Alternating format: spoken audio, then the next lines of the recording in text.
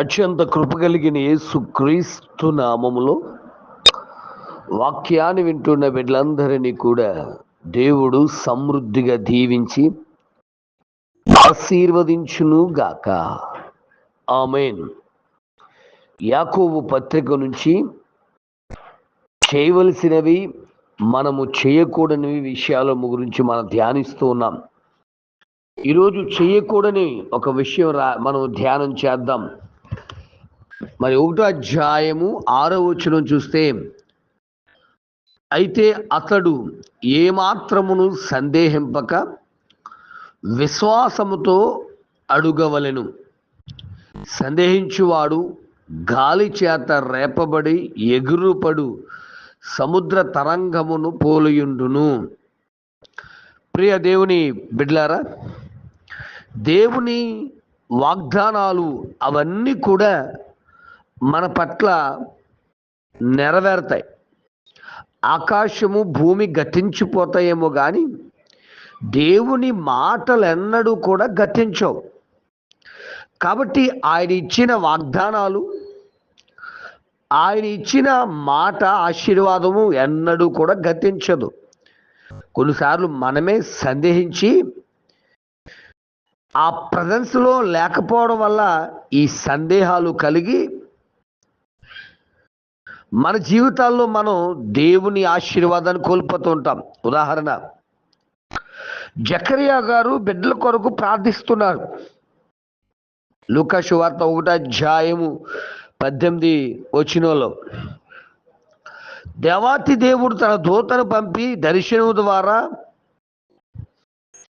మాట్లాడించారు, నీకు ఒక బిడ్డ పుడతారు అని చెప్పాడు. కానీ జకరియా సందేహిస్తున్నాడు. నేను ముసలివాణ్ణి కదా, నాకు ఎలా జరుగుతుంది, అది ఇది అని చెప్తున్నాడు. మరి అక్కడ సందేహించడం ద్వారా, సంశయం పొందడం ద్వారా ఆ కొద్ది నెలల పాటు అతడి ఇబ్బందిని ఎదుర్కోవాల్సి వచ్చింది. బిడ్డా, దేవుని శక్తిని గురించో దేవుని మహిమను గురించో సందేహించవద్దు. శిష్యులతో దేవుడు అనగా యేసుక్రీస్తు ప్రభుల వారు మాట్లాడి, అనగా పునరుత్థానుడై తిరిగి లేచిన తర్వాత ఆదివారం సాయంకాల సమయంలో వారందరితో మాట్లాడిన తర్వాత అక్కడ ఎవరు లేరంటే తోమా గారు లేరు. తోమా గారు లేనప్పుడు శిష్యులందరూ వచ్చి, తోమా నువ్వు లేవు కానీ యేసయ్య వచ్చారు అబ్బాయి, మేమందరం చూసాం, మాకు చాలా ఆనందంగా ఉంది, సంతోషంగా ఉంది యేసయ్యను చూసినందువల్ల అని ఎన్నో చెప్తున్నారు. అప్పుడు ఈయన అంటాడు కదా, ఆయన గాయాల్లో వేలు పెట్టి చూశారా, ఆయన ప్రక్కలో బల్లెప్పుడు చూశారా, అది కాదరా బాబు, యేసు ప్రభు వచ్చి అసలు ఆనందమే వేరు అంటే రకరకాల సందేహాలు వ్యక్తం చేశాడు. మరి అక్కడ చాలా కోల్పోయాడు. సంతోషాన్ని కోల్పోయాడు, ధైర్యాన్ని కోల్పోయాడు, సమాధానం కోల్పోయాడు, అధికారం కోల్పోయాడు. ఇవన్నీ సందేహించడం వల్లే. ఎందుకు ఈ సందేహం అంటే యేసయ్య దర్శించే సమయానికి అక్కడ లేకపోవడం వల్ల. బిడ్డలారా, ఈరోజు నీకు సందేహాలు ఎందుకు కలుగుతున్నాయో అర్థమవుతుందా? యేసు ఉన్న చోటు దగ్గర నువ్వు లేకపోతే నీకు కలిగేది సందేహం. యేసయ్య చెప్పిన మాట సరిగా వినకపోతే నీకు వచ్చేది సందేహం. స్కూల్లో మాస్టర్ పాఠాలు చెప్తారు, పాఠాలు శ్రద్ధగా వినకపోతే నీకేమవుతాయి? డౌట్లు ఎక్కువైపోతాయి. ఆయన చెప్పింది శ్రద్ధగా వింటే అది చక్కగా నీకు బుర్రలోకి వెళ్తుంది, ఏకాగ్రత వింటే బుర్రలోకి వెళ్తుంది. ఇలాగే యేసు ప్రభు చెప్పిన మాట నువ్వు వినకపోతే నీకు వచ్చేది సందేహం. ఆ సందేహాలను బట్టి నువ్వేమవుతున్నావు? ఇబ్బంది పడుతున్నావు. 3వ విషయం చెప్తున్నాను. యేసు ప్రభు నీటి మీద నడిచి వస్తుంటే పేతురు, నీ వలే నేను నడిచి వస్తానన్నాడు. నడిచి రామంటే కొద్ది వరకు నడిచి వచ్చారు.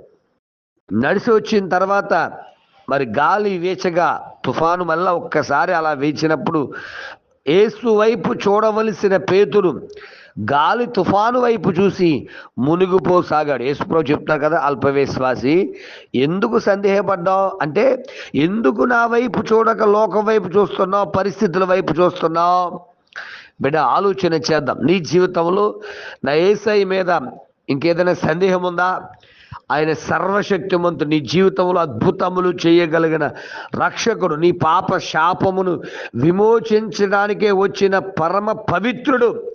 ఈరోజు అనేక మంది అనేక రకాలుగా ప్రోపకండ చేస్తూ యేసుప్రభు దేవుడు కాదనో, యేసుప్రభు అది కాదనో, ఆయన తన పాపం కోసం వచ్చాడనో, ఇలా ఏయో చెప్తున్నారు రకరకాల సందేహాలు. కనుక చెప్తున్నాను, దేవుడు ఉన్నాడు, ఆయనే పరమ రక్షకుడు. ఆయన నీ కొరకు వచ్చి, ఆయన నీ కొరకు ప్రాణమిచ్చి తిరిగి లేచాడని నమ్మి ఆయన వైపు చూస్తే నీ ఇంట్లో సమాధానం, నీ ఇంట్లో ఆరోగ్యం, నీ కుటుంబంలో దీవెన, నీకు రక్షణ.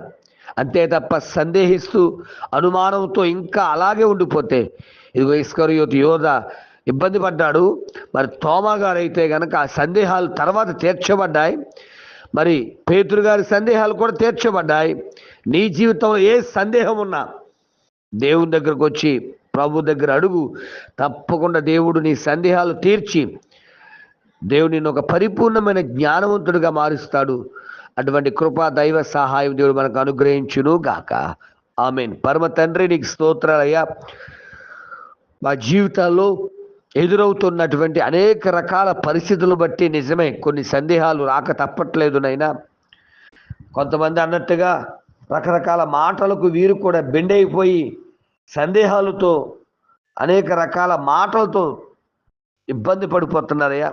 క్షమించండి, రక్షించండి, కనికరించండి, కృప చూపండి, భద్రపరచండి. వారికున్న ప్రతి సందేహం, ఆనాడు తోమా గారి సందేహాన్ని, పేతురు గారి సందేహాన్ని, జకరియా గారి సందేహాలన్నీ తీర్చిన దేవుడు నీ బిడ్డలకున్న ప్రతి సందేహమును తీర్చి స్థిరమైన మనస్సు కలిగి నిన్ను ఆరాధించే భాగ్యం ప్రతి బిడ్డకు అనుగ్రహించి బలపరచమని యేసు నామమున అడుగుచున్నాను తండ్రి.